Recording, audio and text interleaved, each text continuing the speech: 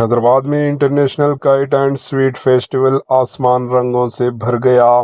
تلنگانہ کے دارالحکومت شہر حیدرآباد کے تاریخی پریڈ گراؤنڈز میں انٹرنیشنل کائٹس اینڈ سویٹ میلہ شاندار انداز میں شروع ہوگا، جس نے شہر حیدرآباد کے آسمان کو رنگ برنگی پتنگوں سے سجا دیا۔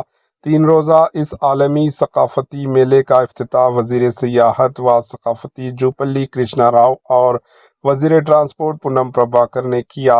پروگرام سے خطاب کرتے ہوئے وزیر جوپلی کرشنا راؤ نے کہا کہ صدیوں پرانی تہذیبی روایت پر مبنی تہوار ہماری ثقافت کو زندہ رکھنے کا اہم ذریعہ ہے۔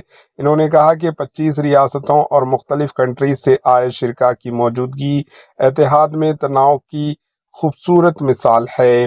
وزیر جوپلی کرشنا راؤ نے اپنے بچپن کی یادیں تازہ کرتے ہوئے کہا کہ پتنگ بازی آزادی اور خوشی کا احساس دیتی ہے اور نسلوں کو جوڑنے کا ذریعہ بنتی ہے۔ انہوں نے اعلان کیا کہ حکومت حیدرآباد میں بڑے پیمانے پر پتنگ سازی کو فروغ دینے کا منصوبہ بنا رہی ہے، جس سے مقامی نوجوانوں کے لیے روزگار کے نئے موقع پیدا ہوں گے۔ وزیر جوپلی کرشنا راؤ نے عوام سے اپیل کی کہ وہ سفر کو اپنی زندگی کا حصہ بنائیں اور کہا کہ سیاحت ٹورسٹ نہ صرف ذہنی سکون دیتی ہے بلکہ مقامی فنکار اور تاجروں کے روزگار کو بھی سہارا دیتی ہے۔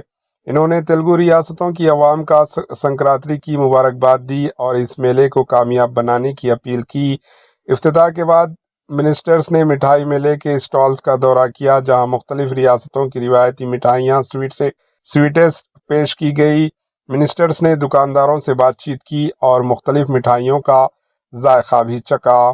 اس موقع پر TGTDC کے چیئرمین رمیش ریڈی و دیگر اعلیٰ عہدیداران و افسران بھی موجود تھے۔